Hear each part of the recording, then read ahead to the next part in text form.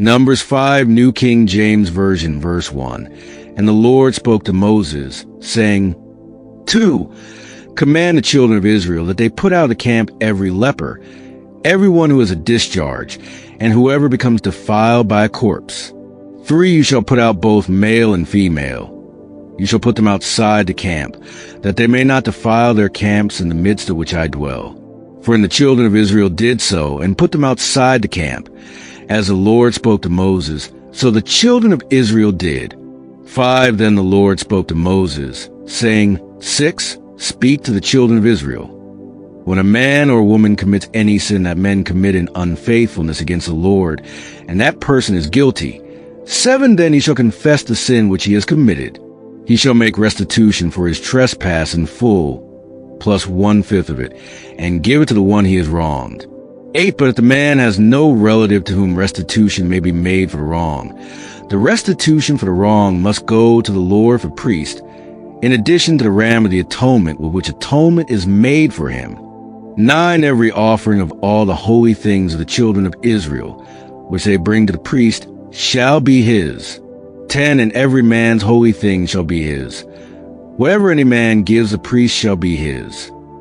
11. And the Lord spoke to Moses, saying, 12. Speak to the children of Israel, and say to them, if any man's wife goes astray and behaves unfaithfully toward him, 13. And a man lies with her carnally, and it is hidden from the eyes of her husband, and it is concealed that she has defiled herself, and there was no witness against her, nor was she caught. 14. If the spirit of jealousy comes upon him, and he becomes jealous of his wife, who has defiled herself, or if the spirit of jealousy comes upon him, and he becomes jealous of his wife, although she has not defiled herself. 15. Then the man shall bring his wife to the priest. He shall bring the offering required for her, 1/10 of an ephah of barley meal. He shall pour no oil on it, and put no frankincense on it, because it is a grain offering of jealousy, an offering for remembering, for bringing iniquity to remembrance. 16. And the priest shall bring her near, and set her before the Lord. 17. The priest shall take holy water in an earthen vessel, and take some of the dust that is on the floor of the tabernacle, and put it into the water.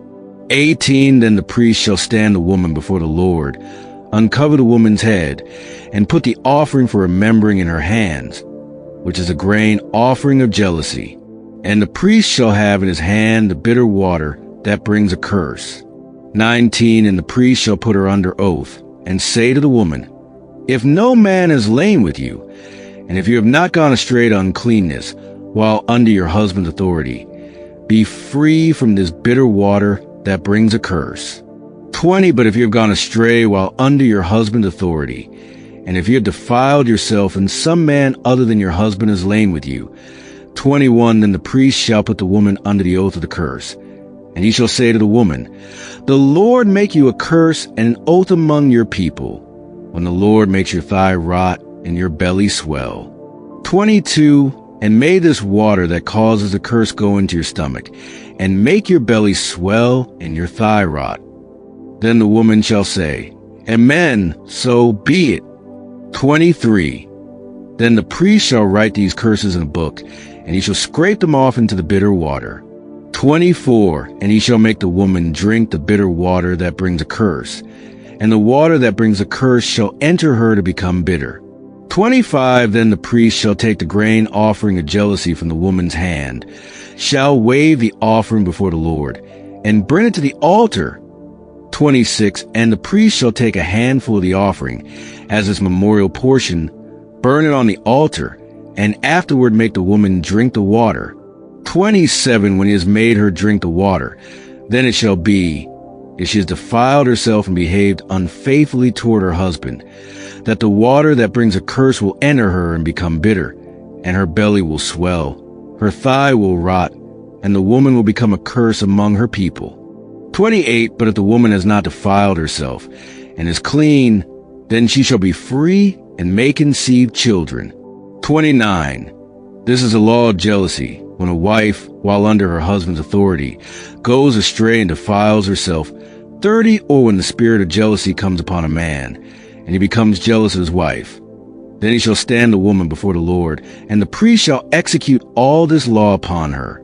31. Then the man shall be free from iniquity, but that woman shall bear her guilt.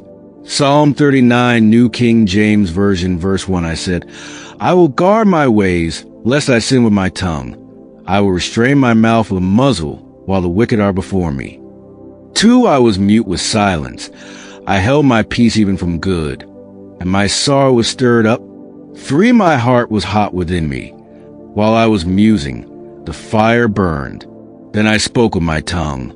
For Lord, make me know my end, and what is the measure of my days, that I may know how frail I am.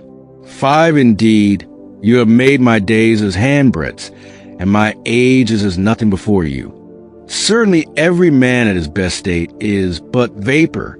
Selah 6. Surely every man walks about like a shadow. Surely they busy themselves in vain. He heaps up riches, and does not know who will gather them. 7. And now, Lord, what do I wait for? My hulpe is in jail. 8. Deliver me from all my transgressions. Do not make me the reproach of the foolish. 9. I was mute. I did not open my mouth, because it was you who did it. 10. Remove your plague from me. I am consumed by the blow of your hand. 11. When with rebukes you correct man for iniquity, you make his beauty melt away like a moth. Surely every man is vapor. Selah 12. Hear my prayer, O Lord, and give ear to my cry. Do not be silent at my tears. For I am a stranger with you, a sojourner, as all my fathers were. 13. Remove your gaze from me, that I may regain before I go away and am no more.